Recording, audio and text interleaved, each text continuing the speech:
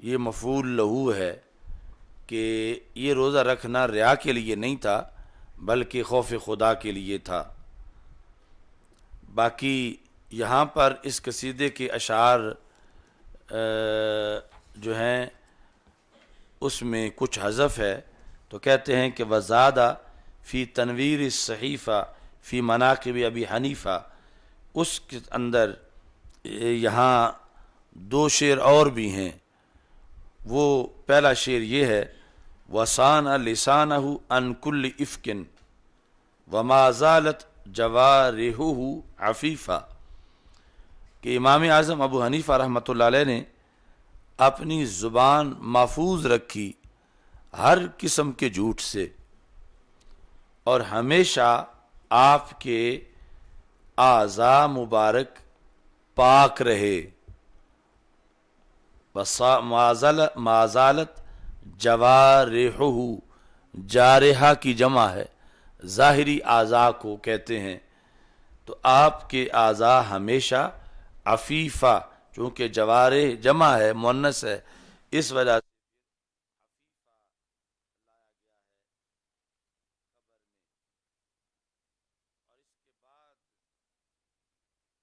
بعد اگلا شعر جو یہاں حذف ہے یعف عن المحارم والملاہی، یعف عن المحارم والملاہی، امام اعظم ابو حنیفہ حرام کاموں سے اور لہو و لعب سے ہمیشہ پاک دامن رہتے تھے۔ وَمِرْضَاتُ الْإِلَٰهِ لَهُ وظیفہ، اور ہمیشہ اللہ کی خوشنودی آپ کا وظیفہ تھی، یعنی ایک ورد وظیفہ تو لفظوں میں پڑھا جاتا ہے، امام اعظم ابو حنیفہ کا وظیفہ یہ تھا کہ ہر کام وہ کیا جائے جس میں اللہ کی رضا ہو، اور کوئی کام بھی اس کی خوشنودی کے بغیر نہ کیا جائے۔ آپ نے اس چیز کو وظیفے کے طور پر اپنے لیے لازم کیا ہوا تھا۔ وَنَنْقُلُ نُبْذَةً يَسِيرَةً شَاهِدَةً لِهَذِهِ الْأَبْيَاتِ عن ابن حجر، کہتے ہیں کہ الخیرات الحسان کے اندر ابن حجر نے اس سلسلہ میں جو امام اعظم ابو حنیفہ کی سیرت کے چند واقعات لکھے ہیں وہ مختصر سے ہم بیان کرتے ہیں۔ نبذۃ یسیرہ شاہدہ، چند مختصر سی مثالیں جو گواہی دیں گی ان اشعار کی حقیقت کے اوپر۔ حافظ ذہبی کہتے ہیں، حافظ ذہبی قد تواتر قیامہ باللیل، یعنی امام اعظم ابو حنیفہ رحمۃ اللہ علیہ کا قیام اللیل متواتر طریقے سے امت تک پہنچا ہے، یعنی ایک دو بندے اس کے راوی نہیں بلکہ تواتر ہے اس پر کہ آپ قائم اللیل تھے، اور ساتھ وتہجدہ وتعبدہ، امام اعظم ابو حنیفہ کا تہجد گزار ہونا اور عبادت گزار ہونا یہ بھی تواتر کے ساتھ امت تک پہنچا ہے۔ اے ومن ثم کان یسمى الواتد لکثرت قیامہ باللیل، اسی وجہ سے یعنی جو کچھ پیچھے ذکر ہوا کہ قیام بھی تواتر کے ساتھ تھا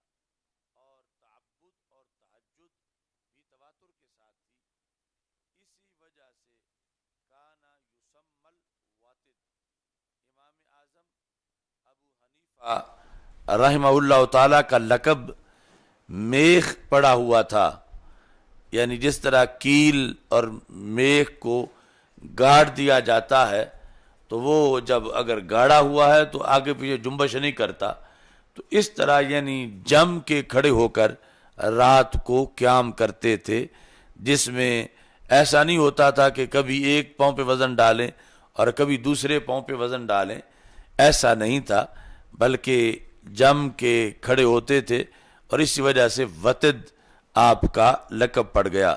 لکثرت قیام ہی باللیل، کہ رات اتنا لمبا قیام کہ مسلسل اس میں جب رکوع بھی نہیں ہے سجدہ بھی نہیں ہے قیام، اور وہ بھی توازن کے ساتھ طویل قیام، کہ اس کے بعد کبھی دور جا کے رکوع اور سجدہ آتا ہے، تو اس بنیاد پہ آپ کو وتد کہا جاتا تھا۔ بل احیاہ، بلکہ آپ نے رات کو زندہ رکھا، یعنی راتوں کی آپ کی بندگی جو تھی وہ کیسے تھی؟ بقراءۃ القرآن فی رکعتن، یعنی یہ 7 وام کو دور کر دیا کہ یہ نہیں کہ منہ بند کر کے ایسے کھڑے ہونے کے چلا کاٹتے ہیں کہ حرکت نہیں کرنی، کھڑے رہنا ہے، بلکہ یہ تھا کہ تلاوت قرآن کرتے تھے، اس کے لحاظ سے وتد نہیں تھے، وتد تھے حرکات و سکنات نہ ہونے کے لحاظ سے۔ باقی آپ قرآن مجید کی تلاوت کرتے تھے فی رکعتن، ایک رکعت میں پورے قرآن کی، 30 سنتن، 30 سال تک آپ نے یہ وظیفہ کیا۔ بل احیاہ بقراءۃ القرآن فی رکعتن 30 لیلۃ 30 سنتن، یعنی 30 سال تک مسلسل امام اعظم ابو حنیفہ رحمہ اللہ تعالی ایک رکعت میں پورا قرآن ختم کرتے رہے۔ ظاہر ہے کہ دوسری رکعت پھر بالکل مختصر پڑھنا پڑتی تھی تاکہ آگے اذان فجر نہ ہو جائے، تو ایک رکعت کے اندر مکمل قرآن پڑھ دیتے تھے۔ وَكَانَ يُسْمَعُ بَكَاؤُهُ بِاللَّيْلِ حَتَّى يَرْحَمُهُ جِيرَانُهُ، رات کے وقت آپ کی آہوزاری کی آواز سنائی دیتی تھی، یعنی خوف خدا سے جو روتے تھے، یہاں تک کہ آپ کے پڑوسی آپ کے بارے میں انہیں ترس آتا تھا کہ آپ تکلیف میں ہیں، اور اس طرح کی وہ قابل رحم آواز آپ کی سنائی دیتی تھی جو خوف خدا کی وجہ سے ہوتی تھی۔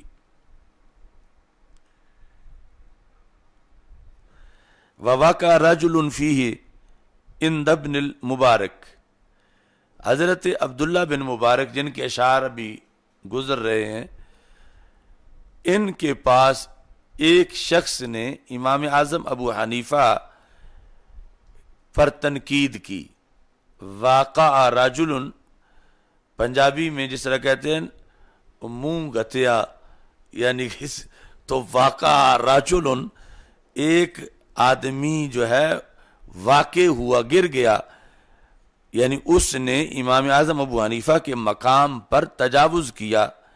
اور ابن مبارک بیٹھے ہوئے تھے۔ فقالا، جب آپ نے سنا، فرمایا وَيْحَكَ، تو تباہ ہو جائے، یعنی یہ ماقبل اور مابعد کے لحاظ سے اس کا معنی معین ہوتا ہے، کبھی ترحم کے لیے بھی ہوتا ہے، لیکن یہاں شدت کے لیے تھا۔ اتاکا فی رجل، کیا تم ایسے شخص کے خلاف بول رہے ہو، صلی 45 سنتن، جس نے 45 سال الخمس صلوات بوضوء واحد، 5 نمازیں ایک ہی وضو سے پڑھیں، 45 سال تک، یعنی ظہر سے لے کر فجر تک 5 نمازیں ایک ہی وضو سے پڑھیں، تو اتنا بڑا ریکارڈ تقوی جن کا ہے، تم اس ذات کے بارے میں عیب کی باتیں کر رہے ہو۔ اور کہا کہ وَكَانَ يَجْمَعُ الْقُرْآنَ فِي رَكْعَةٍ، وہ ایک رکعت میں پورا قرآن پڑھتے تھے۔ وَنَظَمْتُ عِنْدِي مِنَ الْفِقْهِ مِنْهُ، اور میں نے اشعار کی شکل میں وَنَظَمْتُ مَا عِنْدِي مِنَ الْفِقْهِ مِنْهُ، یہاں دوسرا کہ میرے پاس جو موتی ہیں فقہ کے، یہ سارے میں نے انہی سے اکٹھے کیے ہیں۔ نظم تو ما عندی من الفقہ، یہ من الفقہ ما کا بیان ہے کہ جتنی بھی میں نے فقہ جمع کی ہوئی ہے منظم طریقے سے، یہ ساری میں نے ان سے حاصل کی ہے۔ ولما غسلہ الحسن بن عمارہ، جب حسن بن عمارہ نے آپ کو غسل دیا، امام اعظم ابو حنیفہ رحمہ اللہ تعالیٰ کے وصال کے بعد، تو انہوں نے غسل دیتے ہوئے کہا رحمک اللہ، اللہ تجھ پہ رحم کرے،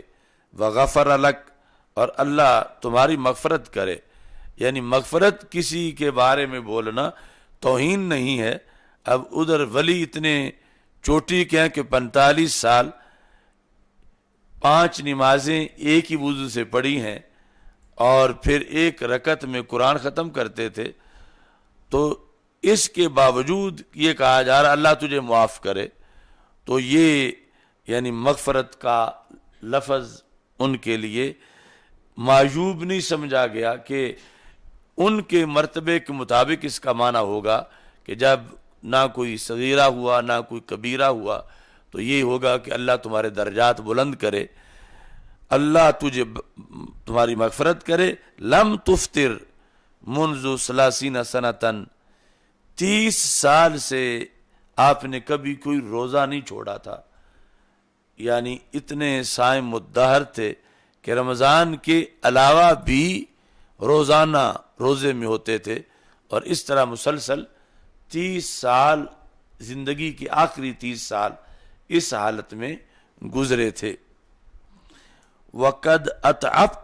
أَتْعَبْتَ مَن بَعْدَكَ،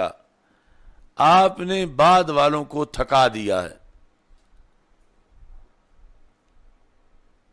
آپ نے بعد والوں کو تھکا دیا کا مطلب یہ ہے کہ آپ اتنا کچھ بحیثیت ایک عالم دین کے کر گئے ہیں کہ بعد والوں کے لیے اب اس کے بغیر چارہ نہیں، اور اگر اتنا کریں گے تو تھک بڑے جائیں گے۔ جس طرح حضرت عمر رضی اللہ تعالیٰ عنہ کا جنازہ تیار تھا تو حضرت مولا علی رضی اللہ تعالیٰ عنہ اور دیگر صحابہ اس انداز میں اخراج تحسین پیش کر رہے تھے اتعبتا کے لحاظ سے، اتعبتا من بعدہ کا، کہ لوگ تو اب آپ کے رسیا ہو گئے ہیں۔ آپ نے جس طرح کا نظام حکومت چلایا اور عوام کو سہولت دی، لوگ یہی تقاضا بعد والوں سے بھی کریں گے، اور بعد والوں کے لیے یہ مشکل بڑا ہوگا جتنا آپ نے کر کے دکھایا ہے۔ تو اسی طرح کے الفاظ یہاں امام اعظم ابو حنیفہ کے لحاظ سے اس سٹیج پر، اس کیٹیگری کے اندر جو اولیاء کی ہے، بولے جا رہے تھے، یعنی صحابہ کے بعد کے، کہ آپ نے بعد والوں کو تھکا دیا ہے، کہ آپ کی طرف دیکھ کے لوگ جب اپنے زمانے کے علماء کو دیکھیں گے تو پھر وہ یہ سمجھیں گے کہ ہمارے زمانے کے علماء تو کرتے ہی کچھ نہیں، تو اس لحاظ سے آپ نے بعد والوں کو تھکا دیا ہے کہ وہ انہیں بہت کچھ کرنا پڑے گا اس تان سے بچنے کے لیے جتنا بلند علم اور عمل آپ کی ذات کا ہے۔ اچھا جی، وَفَضَحْتَ الْقُرَّاءَ، آپ نے قراء کو ذلیل کر دیا ہے۔ قراء تو مطلب یہ ہے کہ اب مثال کے طور پر جس گھر کے اندر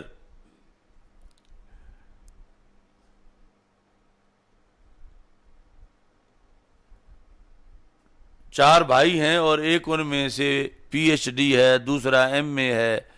تیسرا بھی اس طرح، چوتھا صرف میٹرک ہے، تو اب اس گھر میں اس میٹرک والے کی ویلیو کیا ہوگی؟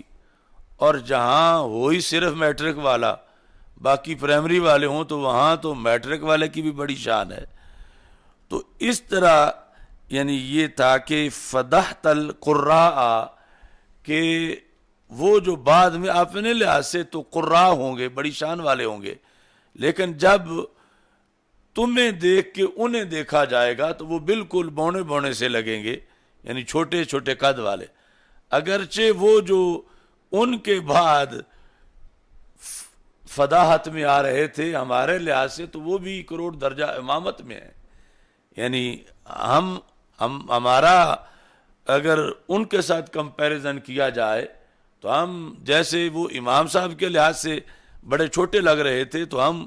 ان کے لحاظ سے بہت زیادہ چھوٹے لگ رہے ہیں. تو یہ تھا کہ آپ اتنا کام کر کے گئے ہیں اور اتنا آپ کا ہوم ورک ہے، اتنا کردار ہے کہ بعد والوں کو تو آپ نے بالکل چھوٹا بنا دیا ہے. قد فدحت القراء. تو قراء کی جو اصطلاح ہے یہ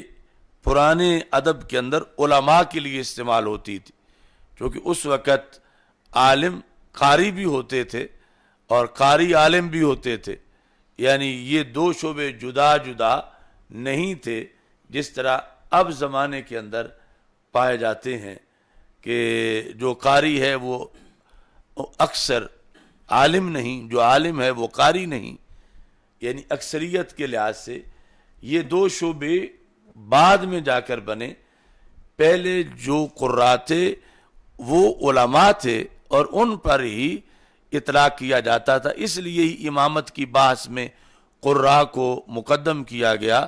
کہ قراء اس وقت علماء ہوتے تھے اور وہ علم والی شرط جو ہے فقہ والی وہ بھی ساتھ پائی جاتی تھی. تو کچھ اصطلاحات زمانے کے مرور کے ساتھ ساتھ بنی. مثلا خطیب کی اصطلاح خطباء کا عہدہ یہ علیحدہ نہیں تھا، پہلے صرف ائمہ کا عہدہ تھا اور جو امام ہوتے تھے وہی خطیب ہوتے تھے. اس واسطے فقہ کی جتنی کتابیں ہیں آپ پڑھیں، جمعے کی بحث فَإِذَا خَرَجَ الْإِمَامُ فَلَا صَلَاةَ وَلَا کلام، کہ جب امام صاحب تشریف لے آئیں جمعے والے دن تو اب کوئی گفتگو نہیں، اب نماز نہ پڑھو، اب جمعے کی سنتیں نہ پڑھو، کیونکہ امام صاحب تشریف لے آئے اور یہ امام صاحب خطیب صاحب ہیں. تو یعنی اس وقت جدا، حالانکہ عربی کا لفظ خطیب تو تھا مگر یہ شعبے کے لحاظ سے خطباء کا کوئی علیحدہ شعبہ نہیں تھا.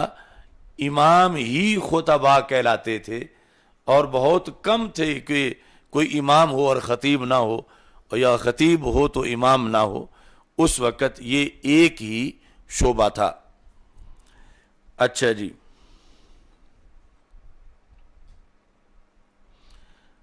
حضرت فضل بن دکین رحمہ اللہ تعالی انہوں نے کہا کان ایوب لا یتکلم الا جوابا، کہ امام اعظم ابو حنیفہ بڑے ہیبت والے تھے،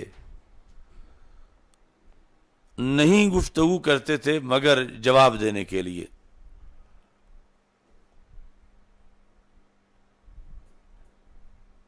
یعنی ہیبت کا تحفظ قلت گفتگو کے ساتھ ہے اور قلت دہک کے ساتھ ہے. یعنی جو مثلاً ہنستا ہوا نظر نہیں آیا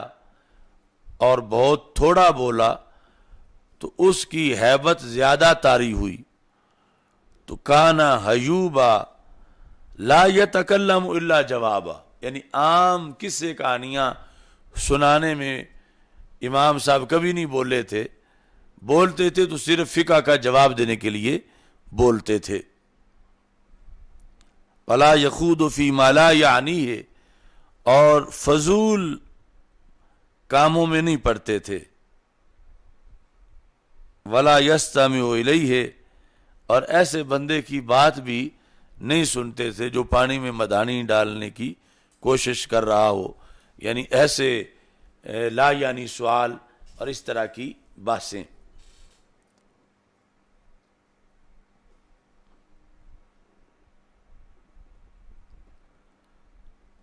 وقیل لہ اتق اللہ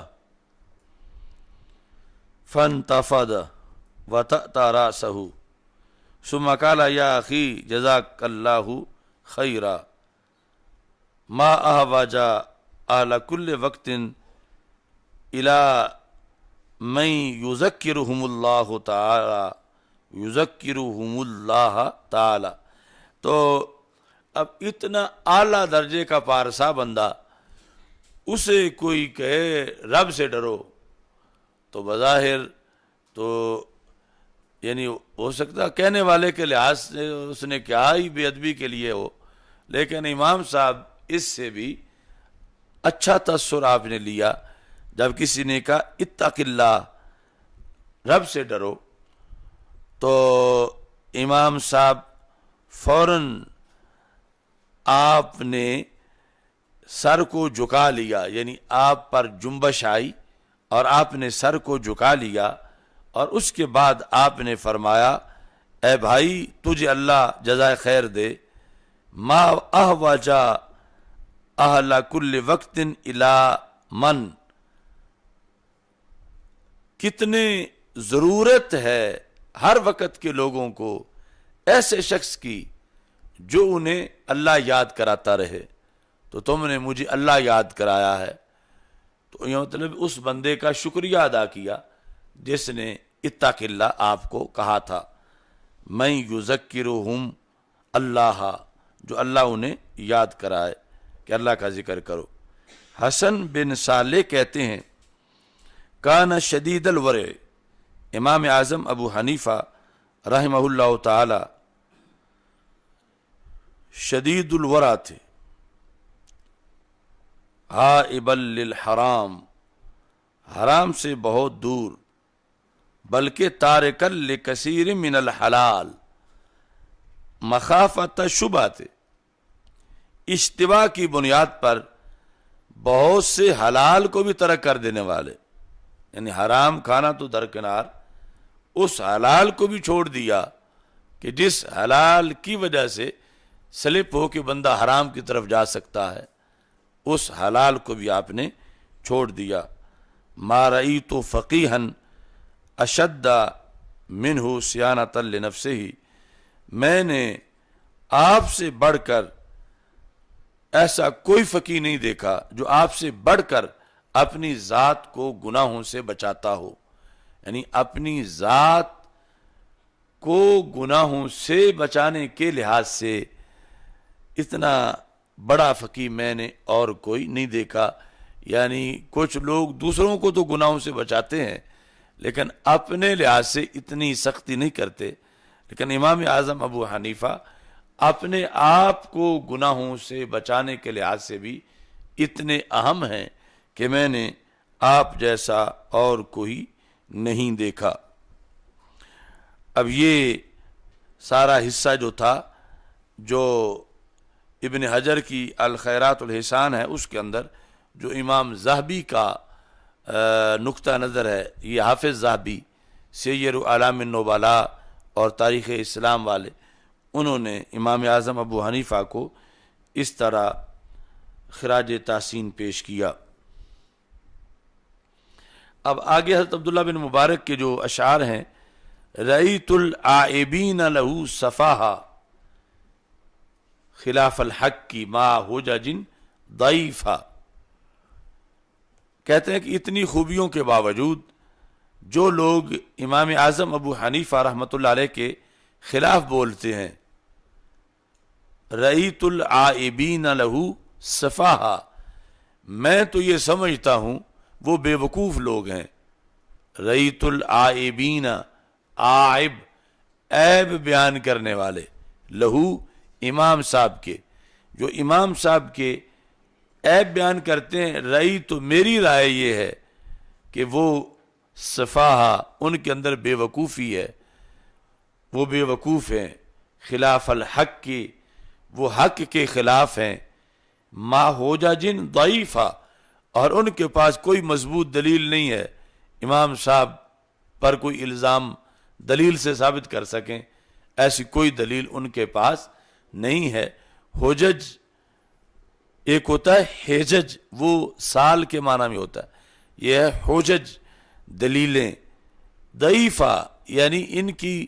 کمزور دلیلیں ہیں جو امام اعظم ابو حنیفہ رحمہ اللہ تعالیٰ کے بارے میں کسی الزام کی بات کرتے ہیں. امام شامی تشریح میں کہتے ہیں رأی تو یہ جو میں نے ترجمے میں کہا میری رائے یہ ہے کہ یہاں رأیتو سے مراد آنکھ کا دیکھنا نہیں بلکہ دل کی رائے ہے، اس واسطے رأیتو کا ترجمہ علمتو سے کیا، پہلا یہ ہے۔ او ابصرتو یہ دوسرے نمبر پر آنکھ سے دیکھنا، وعلی الاول جب پہلا مطلب کیا جائے تو یہ جو آئبین ہے یہ بنے گا فی الآئبین مفعولہ الاول، یہ پہلا مفعول بنے گا، چونکہ جو افعال قلوب ہوتے ہیں ان کے پھر دو مفعول بھی ہوتے ہیں، تو رأیتو جب علمتو کے معنی میں ہے تو پھر افعال قلوب میں سے ہے، تو پھر العائبین جو ہے یہ مفعول اول ہے اور یہ عائب کی جمع ہے۔ اعلت عینہ بالحمزہ، عین کلمے کو حمزہ سے بدل دیا گیا ہے، کیسے؟ جس طرح کہ قائل اصل میں قاول تھا، بائع اصل میں بائع تھا، تو عین کلمہ کو حمزہ سے بدلا گیا۔ تو یہ یہاں کا جو پہلا شعر تھا اس کی وضاحت ہے۔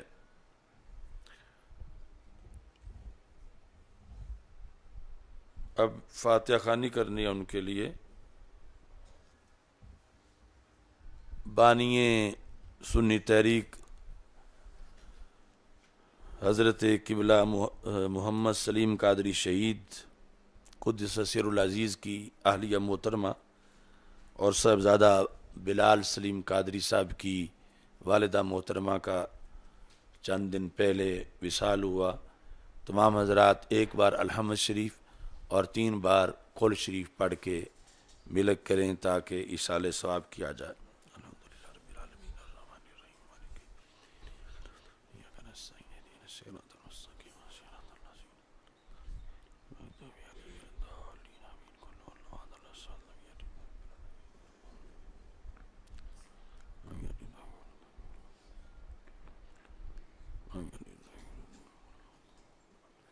الحمدللہ رب العالمین والصلاة والسلام علی رسولہ الکریم وعلی آلہ واصحابہ اجمعین۔ اللہم احفظنا بالاسلام قائمین واحفظنا بالاسلام قاعدین واحفظنا بالاسلام راقدین ولا تشمت بنا الاعداء والحاسدین۔ یا الہ العالمین رسول اکرم صلی اللہ علیہ وسلم کے عظیم مرتبہ کے طفیل، جو کچھ ہم نے پڑھا ہے تیرے دربار میں پیش کرتے ہیں، قبول فرما۔ اے اللہ اس پہ اجر و ثواب مرتب فرما، اس کا ثواب سید المرسلین حضرت محمد مصطفیٰ صلی اللہ علیہ وسلم کی روح پر نور کے لیے پیش کرتے ہیں، قبول فرما۔ آپ کے وسیلہ جلیلہ سے تمام انبیاء کرام علیہم السلام، خلفائے راشدین رضی اللہ تعالی عنہم، اہل بیت اطہار رضی اللہ تعالی عنہم، ازواج مطہرات رضی اللہ تعالی عنہن، صحابہ کرام رضی اللہ تعالی عنہم،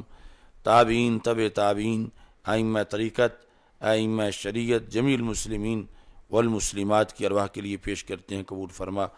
بالخصوص صاحبزادہ محمد بلال سلیم قادری صاحب کی والدہ محترمہ مرحومہ کی روح کے لیے پیش کرتے ہیں، قبول فرما۔ اللہم اغسلها بالماء والثلج والبرد ونقها من الخطايا كما ينقى الثوب الابيض من الدنس۔ اللہم امتک وبنت امتک كانت تشهد ان لا الہ الا انت وان محمد رسولک ان كانت محسنة فزد في احسانها وان كانت مخطئة فتجاوز عنها۔ اللہم لا تحرمنا اجرها ولا تفتنا بعدها۔ اللہم الحقها بنبیها محمد صلی اللہ علیہ وسلم وثبتها بالقول الثابت الثابت۔ یا الہ العالمین، جو ہم نے پڑھا اس کا ثواب حضرت مولانا محمد سلیم قادری شہید رحمہ اللہ تعالیٰ کی روح کے لیے پیش کرتے ہیں، قبول فرما۔ حاضرین کے جتنے متعلقین مرد و زن حالت ایمان میں دنیا سے جا چکے ہیں ان کے ارواح کے لیے، اور اپنی والدہ محترمہ مرحومہ اور مولانا محمد عابد جلالی صاحب کی روح کے لیے پیش کرتے ہیں، قبول فرما۔ یا الہ العالمین، ہم سب کے گناہوں کو معاف فرما۔ یا اللہ، مرحومہ کے گھر میں پیچھے خیر و برکت عطا فرما اور پسماندگان کو صبر کی توفیق عطا فرما۔ وصلی اللہ تعالی علی حبیبہ خیر خلقہ سیدنا و مولانا محمد و آلہ و صحابہ اجمعین برحمتک۔